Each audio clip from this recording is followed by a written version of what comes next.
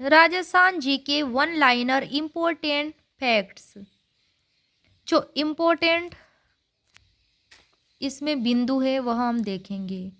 कृत्रिम झील जियान सागर स्थित है, तो यह उदयपुर जिले में स्थित है। सज्जनगढ़ वन्यजीव अभ्यारण्य इस पर स्थित है।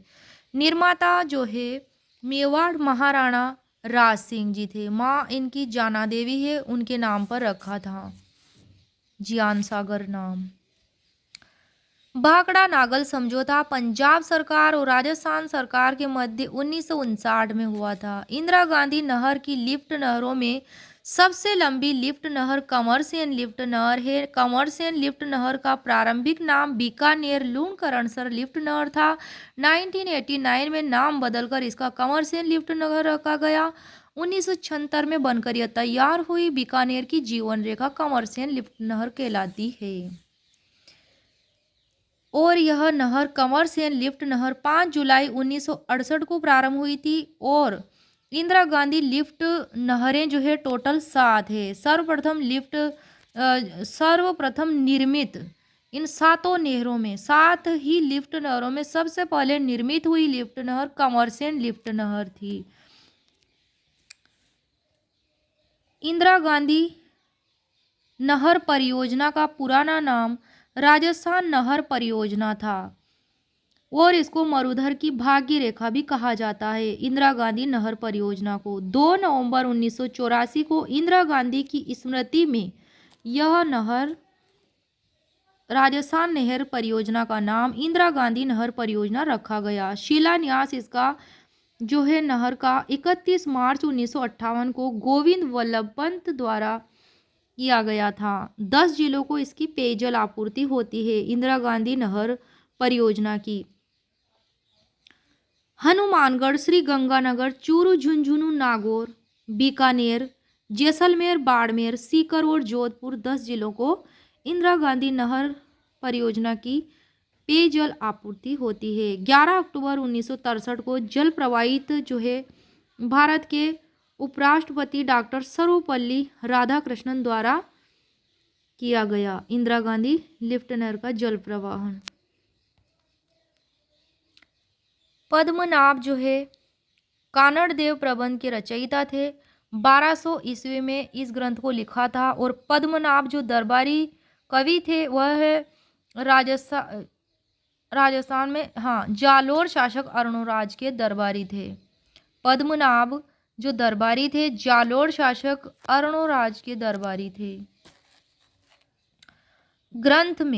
इस ग्रंथ में कानड़ देव प्रबंध में जालोर शासक कानड़ देव और अलाउद्दीन खिलजी के मध्य हुए युद्ध का वर्णन है, जिसमें अलाउद्दीन की जालोर विजय का वर्णन है। नारायणी देवी वर्मा जो है इनका जन्म 1902 में एमपी के सिंगोली में हुआ था। इनका विवाह माणिक्यलाल वर्मा से हुआ था। राष्ट्रीय आंदोलन में इन्होंने भाग लिया। बिजोलिया में समाज सुधार और शिक्षा का प्रचार प्रसार किया। बिजोलिया आंदोलन के दौरान कुंभलगढ़ दुर्ग में इन्हें बंदी बना लिया गया। 1942 में जब भारत छोड़ो आंदोलन हुआ तब इनके पुत्र और 4 पुत्रियों के साथ ये जेल गई। नवंबर 1944 में भीलवाड़ा में महिला आश्रम संस्था की स्थापना की। और नारायणी देवी वर्मा 1970 से 1976 तक राज्यसभा की सदस्य भी रहीं। राजस्थान के स्वतंत्रता आंदोलन के दौरान गिरफ्तार होने वाली राजस्थान की पहली महिला अंजना देवी चौधरी थी। 1921 से 1924 तक मेवाड़ व बूंदी में स्त्रियों में राष्ट्रीयता, समाज सुधार और सत्याग्रह की ज्योत इन्होंने जगाई। बिजोलिया, नारोली आश्रम, अजमेर, डूंगरपुर और बेंगू में कार्य इन्होंने किए। अंजना देवी चौधरी ने राजपूताना की वह रियासत 1942 में स्थापना हुई। राजपूताना की वह रियासत जिसमें आज़ाद मोर्चे की स्थापना हुई जयपुर में। किसके नेतृत्व में? बाबा हरिश्चंद्र के नेतृत्व में। आज़ाद मोर्चे की स्थापना कब? 1942 में बाबा हरिश्चंद्र के नेतृत्व में हुई। इसमें जो नोट है वह है जयपुर प्रजामंडल का गुट हीरालाल शास्त्री से सहमत नहीं था, इसलिए आजाद मोर्चे का गठन किया गया। विश्व की सबसे बड़ी पन्ना की पन्ना रत्न की अंतर्राष्ट्रीय मंडी जयपुर में स्थित है। राजस्थान का प्रथम साप्ताहिक समाचार पत्र जो है सज्जन कीर्ति सुधाकर था। सज्जन कीर्ति सुधाकर राजस्थान का प्रथम साप्ताहिक समाचार पत्र। प्लाया झीलें सर्वाधिक जैसलमेर में पाई जाती है। वर्षा ऋतु में निर्मित जो अस्थायी झीलें होती है उन्हें प्लाया कहते हैं। बांडी नदी का उद्गम पश्चिमी अरावली पाली के हेमावास पाली से होता है। इस पर हेमावास बांध बना हुआ है। पाली शहर इस नदी तट पर स्थित है। बांडी नदी तट पर लूनी नदी में बाईं ओर से मिलने वाली प्रथम नदी यह है। साग नदी है इसकी गुहिया। फाई सागर झील का निर्माण इसके जल को रोककर किया गया था। राजस्थान राज्य की सबसे प्रदूषित नदी है जिसे केमिकल रिवर भी कहा जाता है, बांडी नदी है। इसका जल जो है आना सागर झील में गिरता है। डाई नदी अजमेर में है। राजस्थान के प्रमुख त्रिवेणी संगम बनास बेड़च और मेनाल ये बिगोद में है। त्रिवेणी संगम बिगोद भीलवाड़ा में। फिर आता है बनास, डाई और खारी।